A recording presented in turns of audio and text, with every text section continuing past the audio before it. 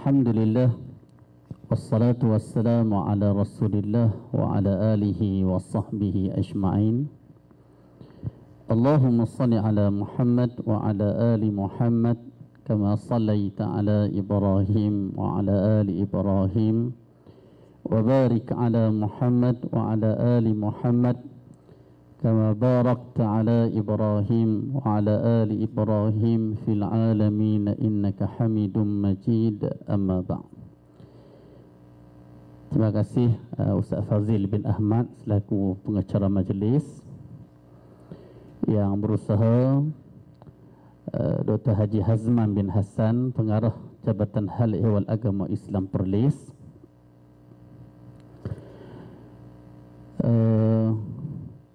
yang bahagia Ustaz Khidir,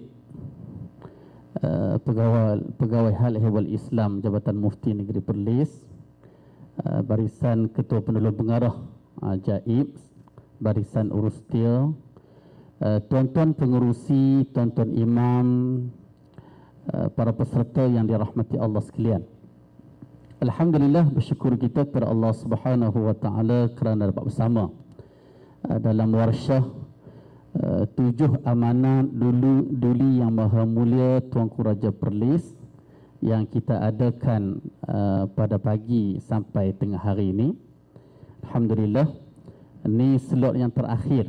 Ni slot nak balik dah ni, kan?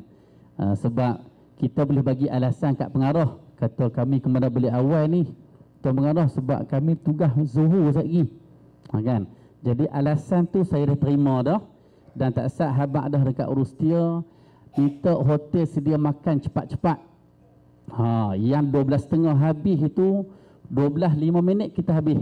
Boleh tak? Kan ni semua sepakat. Jadi Tuan Pengarah akan dengar je lah. Kan. Okey.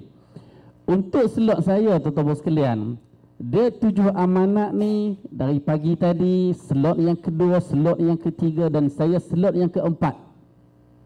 Ustaz Najdi tak nampak, pegawai Hal Ehwal Islam Maib, juru kamera, kita ambil gambar elok tengah cakap ni.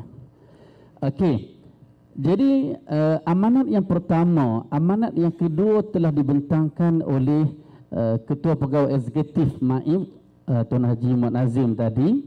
Slot yang kedua oleh Ustaz Yahya Abdullah berkaitan dengan sekolah agama pada petang, SAPP, S kecil, berkaitan dengan amanat yang ketiga. Saya ambil amanat yang keempat, 5 dan 6, dan amanat yang ketujuh tasat Tuan Haji Zamri Binok dah ambil dah tasat ni. Saya tengok tasat ni dia bentang 171 program sepanjang penubuhan dia. Dia tak tahu kita hak masjid beribu program kita, kan? Nasib baik dia ada lagi. Saya tak tergamak nak buh slide tu sebab banyak sangat program kita, kan? Okey, tuan-tuan yang dirahmati Allah sekalian, dalam Al-Quran Allah Subhanahu wa taala berfirman pada ayat 58 surah An-Nisa, A'udzubillahi minasyaitonir rajim, innallaha ya'murukum an tu'addul amanati ila ahliha wa idza hakamtum bainan nas an tahkumu bil adl innallaha ni'ma ya'izukum bih innallaha kana sami'an basira. Allah kata sesungguhnya Allah menyuruh kamu supaya menyerahkan ataupun melaksanakan segala jenis amanah. Allah menggunakan perkataan amanah. Amanah ini satu, bila jamak kita panggil amanat. Okey. Jadi Allah kata Allah suruh kita melaksanakan segala jenis amanah kepada ahlinya. Kita yang terima amanah, kita kena laksanakan kepada orang yang berhak menerima amanah tersebut. Wa idza hakamtum bainan nas, Allah kata apabila kamu berhukum dalam kalangan manusia, antahkumu bil adl, hendaklah kamu berhukum dengan adil. Hendaklah kamu berhukum dengan adil. Innallaha ya'izukum bih, Allah kata sesungguhnya Allah dengan suruhannya itu memberi pengajaran yang sebaik-baiknya kepada kamu. Innallaha kana sami'a, sesungguhnya Allah Maha mendengar, basira, dan Allah Maha melihat. Saya nak kaitkan ayat ni, tuan-tuan sekalian, dengan ayat yang kemudiannya. Sama ada kita perasan ataupun tak, Allah suruh kita laksanakan amanah. Ayat ini terlebih dahulu daripada ayat 59 surah An-Nisa yang selalu kita duk baca. Allah kata, ya ayyuhalladzina amanu ati'ullah wa ati'ur rasul wa ulil amri minkum.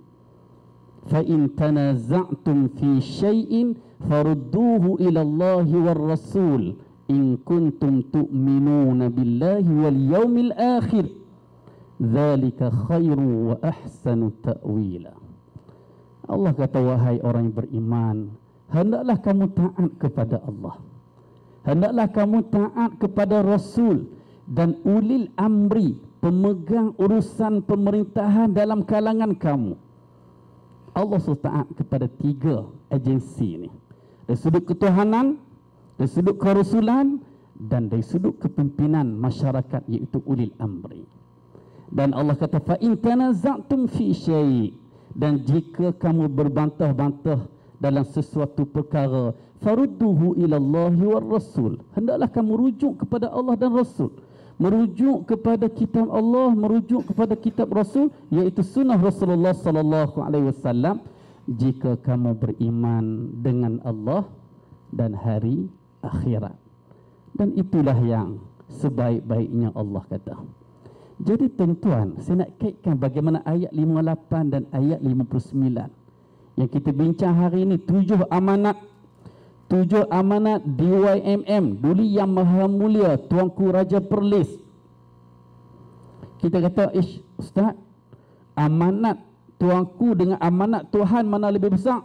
Tentulah amanat Tuhan, kan? Tetapi amanat tuanku sebagai ulil amri, amanat Tuhan dah jelas dalam Al-Quran. Amanat Rasul berdasarkan wahyu, sama ada Al-Quran ataupun sunnah Rasul. Tetapi pemimpin ada kuasa untuk memahamkan rakyatnya apabila diletakkan amanat-amanat tertentu, dan kita diperintahkan oleh Allah untuk melaksanakan amanat-amanat ini.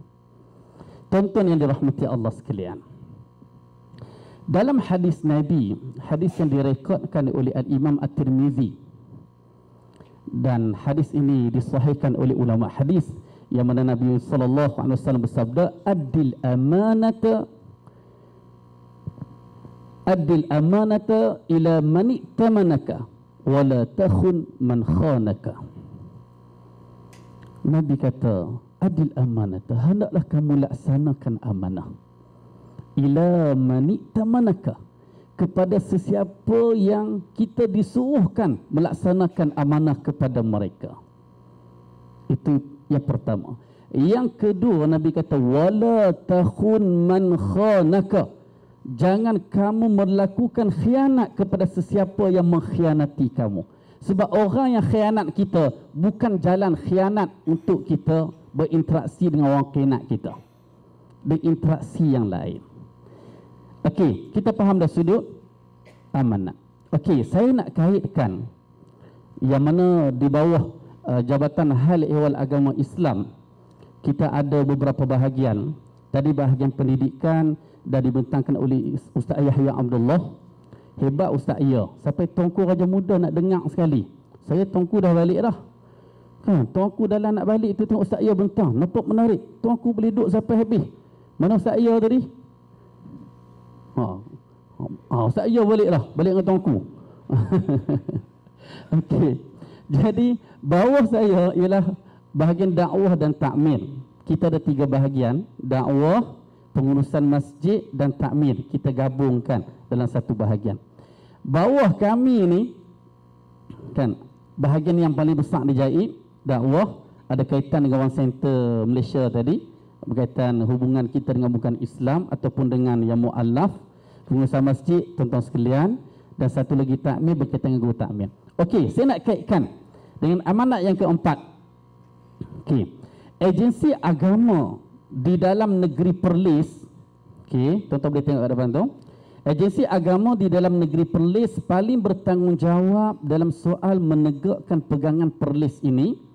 Jangan sampai berulang di mana agensi agama Islam Perlis tidak berpegang dan menegaskan pegangan Ahlussunnah wal Jamaah Perlis. 2006 saya main Perlis. Orang kata sunnah Perlis, sunnah Perlis. Kita kata tak, sunnah Nabi. Orang kata tak, sunnah Perlis. Tak, sunnah Nabi. Rupanya sunnah Perlis ni sunnah Nabi lah. Kan? Maksudnya sunnah Nabi yang diamalkan di Perlis. Seolah-olah nak cerita hak dekat Perlis ni kita tak reka sunnah yang baru. Sebut sunnah Perlis tu bukan sunnah orang lain tak. Memang Nabi. Cuma kita nak singkatkan perkataan tu nak bagi orang faham sunnah yang diamalkan di Perlis, maksudnya kita kata sunnah Perlis. Cuma orang yang kata sunnah Perlis bukan sunnah Nabi, tu tak betul lah. Kita kena betul ada sudut persepsi tu. Salah tu. Dia kata mana betul? Sunnah Perlis lebih betul dari sunnah Nabi. Tu kena mengucap semula lah. Kan? Tetapi setakat kita nak sebut secara muamalat. Dan inilah amanat yang keempat yang mana tuanku selaku ketua agama Islam dalam Perlis sarankan kepada rakyat dia. Tuanku nak mana-mana agensi agama Islam dalam Perlis bertanggungjawab. Kita dah ada pendirian agama kita. Kita dah ada pegangan agama kita. Dah termaktub dalam undang-undang tubuh Kerajaan Perlis. Masa tu dia tak sebut Kerajaan Negeri Perlis, dia sebut Kerajaan Perlis. 1948. Dah jelas. Tetapi siapa yang pelaksana? Kita nak harap Jabatan Hutan kan jadi pelaksana? Kita nak harap Jabatan Belia dan Sukan kan jadi pelaksana? Nama pun agama, tentulah agensi agama. Siapa agensi agama? Ustaz Nazim dah sebut dah tadi. Agensi atau agama dalam Perlis ni yang part yang utama ni adalah Majlis Agama Islam dan Adat Istiadat Melayu Perlis. Siapa yang dipetua dia? Kadang-kadang tuan-tuan sekalian, bila temuduga imam, temuduga pegawai, penolong pegawai kan, bila kita tanya mana agensi agama dalam Perlis, tak boleh nak cerita. Kita kata siapa ketua agama Islam? Menteri Besar. Kita kata tak, Tuanku Raja. Siapa yang dipetua? Maib, Mufti. Kan? Dia tak nampak siapa secara organisasi tu. Okey. Jadi hak utama dalam Perlis ni adalah Majlis Agama Islam dan Adat Istiadat Melayu Perlis, Maib, yang mana yang dipetua dia adalah Duli Yang Teramat Mulia Tuanku Raja Muda Perlis dan Ketua Pegawai Eksekutif Tuan Haji Ahmad Nazim selaku CEO ataupun Ketua Pegawai Eksekutif. Jadi bawah Maib ni kita ada Jabatan Mufti, kita ada Jabatan Hal Ehwal Agama Islam Perlis dan kita ada Mahkamah Syariah. Kan? Mahkamah Syariah. Jadi nak cerita kita ada 4. Yang Maib tu adalah badan berkanun. Yang Jaib dan Jabatan Mufti kita ada 2 topi. Satu topi bawah kerajaan negeri dan topi kita juga bawah Maib. Kita tak boleh melebihi apa yang ditentukan oleh Maib. Dan kita juga tak boleh bercanggah dengan kerajaan Perlis juga. Kan? Okey. Dalam Jaib, bagaimana saya nak kaitkan dengan tuan-tuan sekalian? Bawah Jabatan Agama, disingkatkanlah nak sebut Jabatan Hal Ehwal Agama Islam, saya pun belik lidah hal ehwal tu jadi belik lidah dah, sebut Jabatan Agama je. Okey. Bawah Jabatan Agama, tadi Ustaz Ia ada bentang bagaimana kita ada bahagian pendidikan, ada kafa, ada tadika, mana-mana sekolah agama sama ada tahfiz ke. Okey, semua bawah bahagian pendidikan. Jadi kalau agensi agama tuanku kata kena menegakkan pegangan Perlis ni, jadi hak guru-guru hak mengajar kat sekolah kena ikut pegangan negeri lah. Tak boleh dia mengajar bercanggah apa yang kita pegang kat Perlis.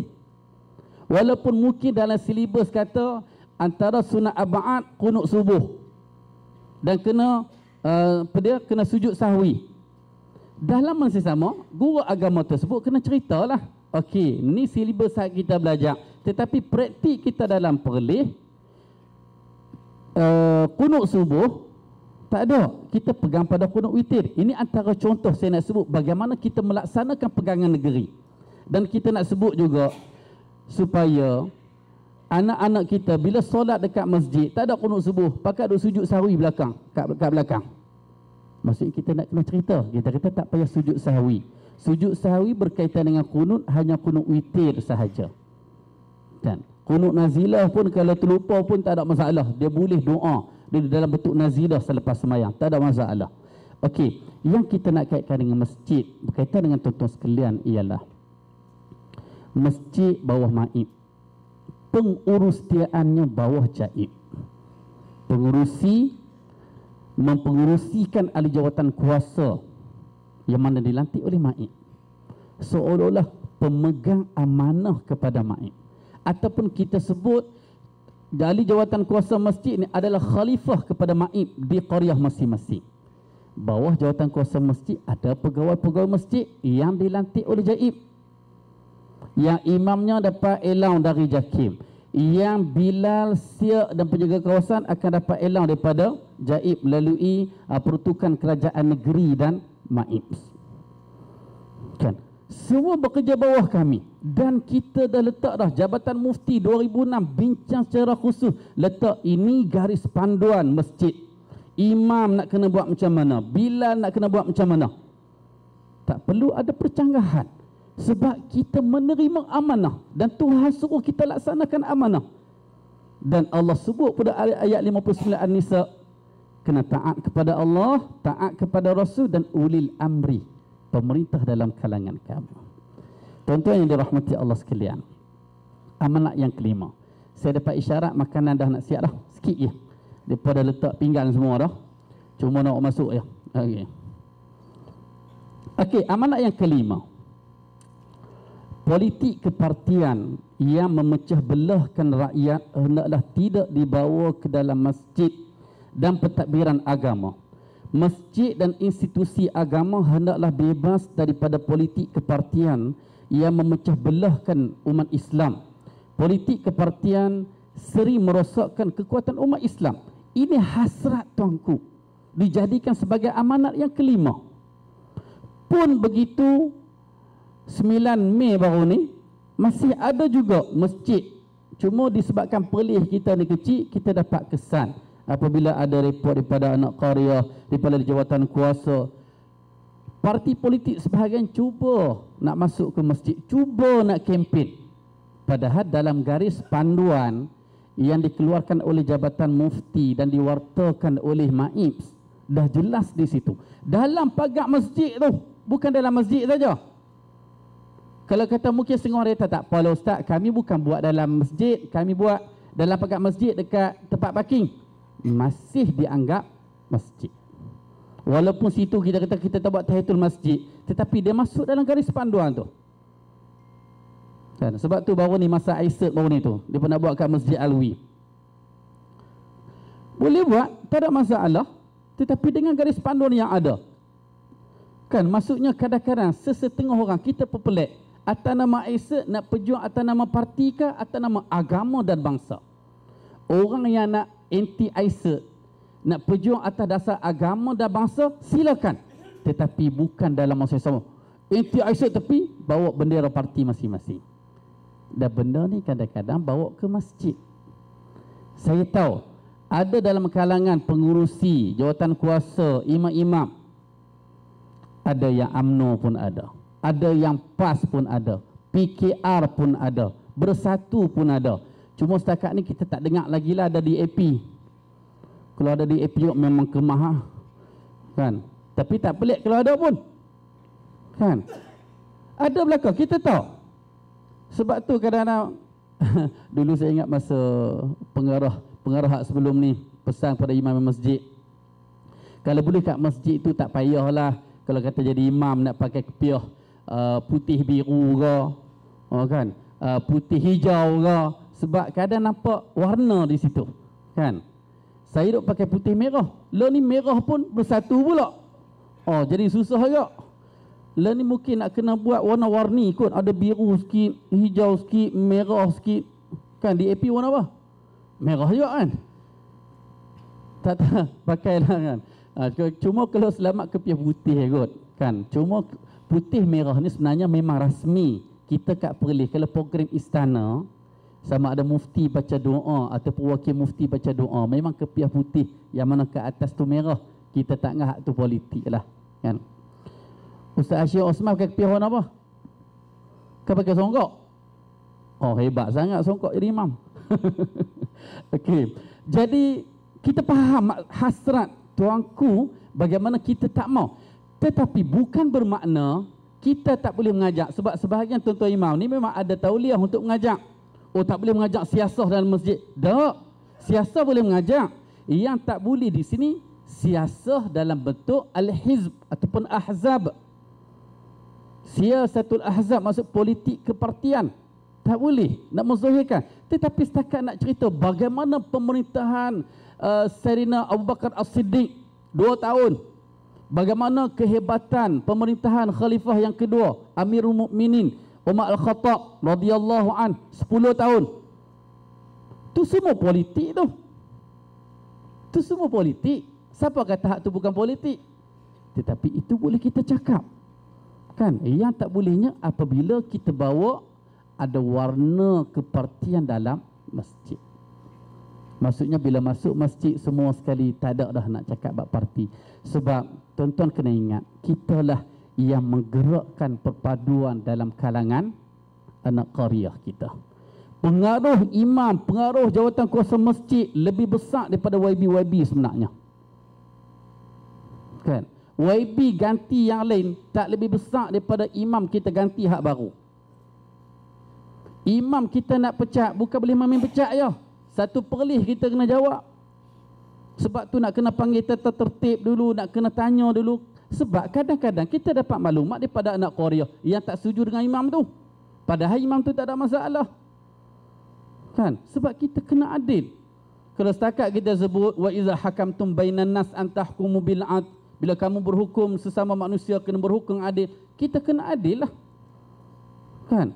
Tetapi dalam masa yang sama, tuan-tuan imam, kan, tuan-tuan pengurusi yang kita menjaga masjid ni kena pastikan pegawai masjid ni kena tugas dengan betul lah.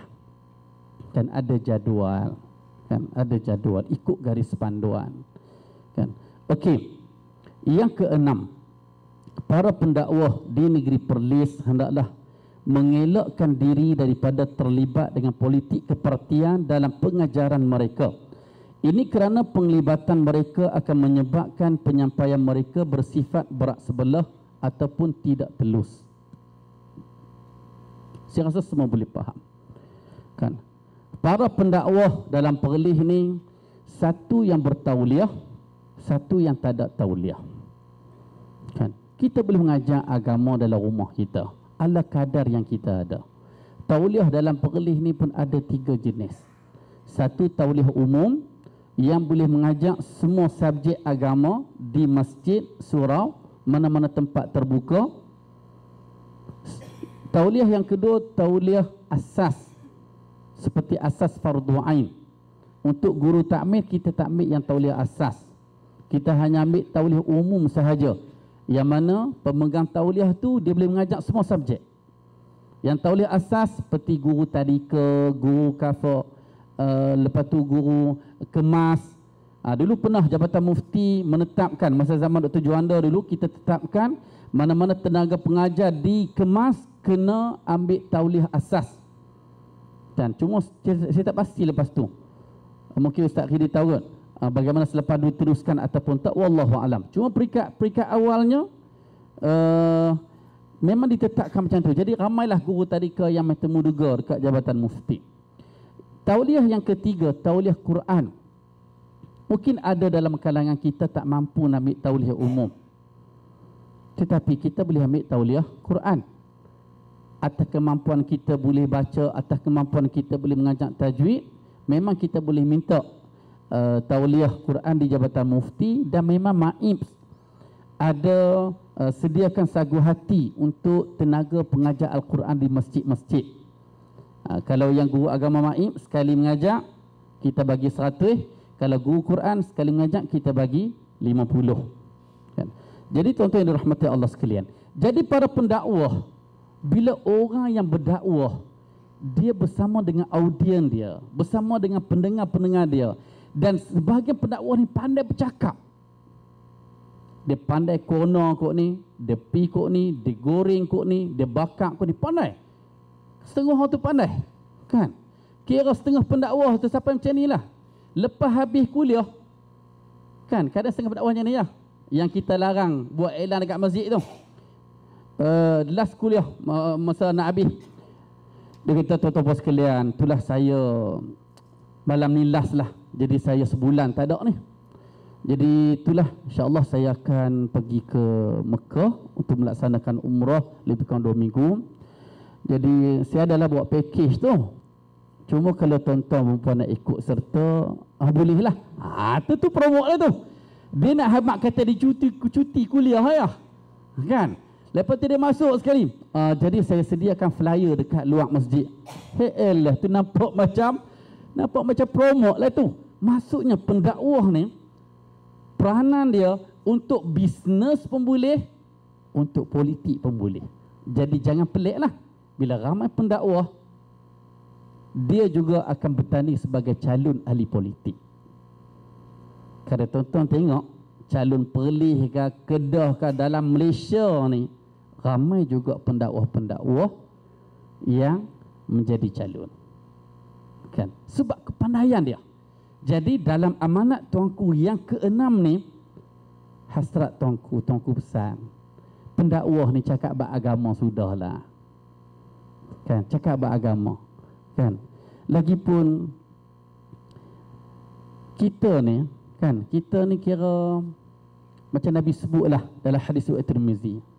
Nabi kata min husni islamil mar'i tarkuhu ma la ya'ni. Kita pegang yang tu tuan-tuan sekalian. Min husni islamil mar'i. Nabi kata antara keelokan Islam seseorang, tarkuhu ma la ya'ni. Dia meninggalkan perkara-perkara yang tak ada kaitan dengan dia. Dalam seharian, apa yang ada kaitan dengan kita? Tak payah masuk campur lah orang lain. Kita jaga hak kita sudahlah. Nak mengajak agama, mengajak sudahlah. Ni dengar nak pergi masuk dalam Facebook, nak kritik kononnya, buat majlis macam ni, buat macam ni, tak payahlah, jaga hak bagian kita sudah. Kan? Kadang setengah orang dia suka masuk campur hak orang lain. Tarkuhu ma la ya'ni. Nabi kata tinggalkan apa yang tak ada kaitan, yang tidak berkenaan dengan kamu. Kita akan selamat. Orang hak suka cubit orang, dia kena cubit jugalah. Orang hak pukul orang, dia kena pukul jugalah. Orang hak suka kritik orang, dia kena bersedialah untuk dikritik. Kita jaga agama mengikut kemampuan kita. Kita tak payahlah nak terajang orang, nak tendang orang, sebab dia akan kena timbal balik tu. Kan? Nabi pesan tu elok dah. Jadi yang amanat yang ke-6 yang saya nak simpulkan di sini ialah imam adalah pendakwah sebenarnya. Sama ada secara rasmi kita ada tauliah ataupun kita tak ada tauliah, kita adalah pendakwah. Pengurusi pun sama, ahli jawatan kuasa masjid pun sama. Imam ke Bilal ke Siak ke penjaga kawasan, walaupun mungkin dia jumpa kat pekan, dia kata jom malam ni ada program, jemput. Itu pendakwah lah tu. Seru orang kepada kebaikan, itu adalah pendakwah.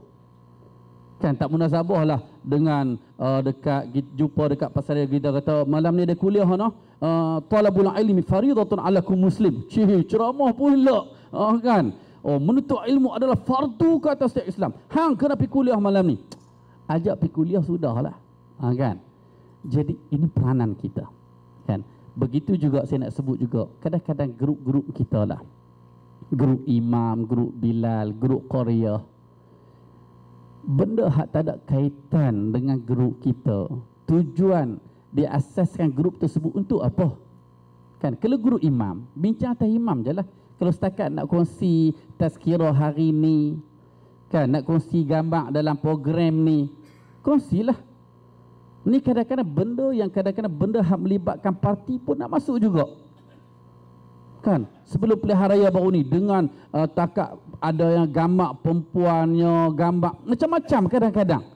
Yang kadang-kadang yang forward tu kadang tengok ni haji mana pula ni. Kan? Kadang-kadang kita remove dia. Lepas tu orang lewat masuk pula. Kan? Jadi benda macam itulah. Kan? Jadi pastikan kerja kita atas dasar amanah yang diamanahkan kepada kita. Jadi tuan-tuan yang dirahmati Allah sekalian, mudah-mudahan 7 amanah yang kita bincang pada hari ini, mohon semua masjid, saya rasa tak semua masjid tu, kebanyakan masjid ada 7 amanah yang kita print dekat pada warna kuning tu. Pastikan semua pegawai masjid, semua ahli jawatan kuasa masjid kena ingatlah 7 tu. Ingat secara umum, bukan suruh hafal pun. Kan? Sekurang-kurangnya ini hasrat ulil amri kita. Walaupun kita kata ustaz, daripada hafal itu lebih baik hafal Quran. Masalahnya Quran tak hafal pun. Kan? Tak apa, sekurang-kurangnya Al-Quran kita tak boleh nak ingat sebiji-biji, kita ingat mafhum. Samalah 7 amanat ni pun kita akan ingat secara mafhum juga. Kan? Jadi tuan-tuan, saya rasa yang tu sahaja. Cuma saya tengok KPP bahagian penyelidikan di sini Ustaz Alias bin Ahmad. Bila program Ustaz? 10. Ni promote siap-siap lah noh. Saya rasa ramai kat sini ni yang termasuk dalam jemputan oleh Jabatan Hal Ehwal Agama Islam 10 Disember 2018. Hari apa? Minggu depan hari apa? Hari Isnin, bertempat di Dewan Maib. Jadi mana-mana masjid yang ada jemputan tu minta maklumkan kepada senarai penama-penama, sebab semua jemputan masjid kita bernama siap. Sebab target kita, hasrat kita, jemputan tu kita ambil mana-mana pegawai masjid yang tempoh lantikan 5 tahun ni. 2013, 14, 15, 16, 17. Kan mula 2014. 2015, 16, 17 dan 18. Dalam tempoh 5 tahun ni. Jadi mohon semua pengurusi dan tuan-tuan imam supaya hantar peserta. Sebab program ni program yang berkaitan dengan akidah. Jadi minta semua hantar peserta lah. Jadi terima kasih tuan-tuan sekalian atas kehadiran dalam program pagi sampai tengah hari ini.